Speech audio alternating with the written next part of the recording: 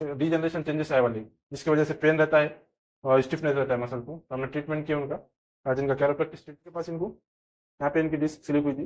ये कभी झाला होता 3 साल से पेशेंट को प्रॉब्लम है स्लिप डिस्क का।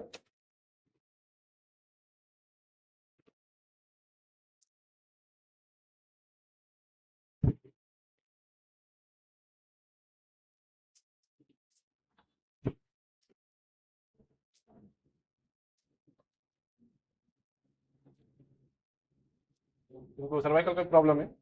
ये एक्चुअली ये पेशेंट ड्राइवर है, जिसकी वजह से ड्राइविंग ज़्यादा करने की वजह से पेन होता है, और बैड पोस्चर की वजह से पेन रहता है हमेशा। तो हम सर्वाइकल को भी एडजस्ट करेंगे। क्या हो गया?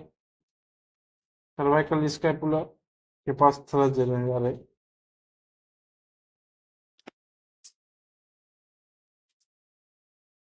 क्या हो गया?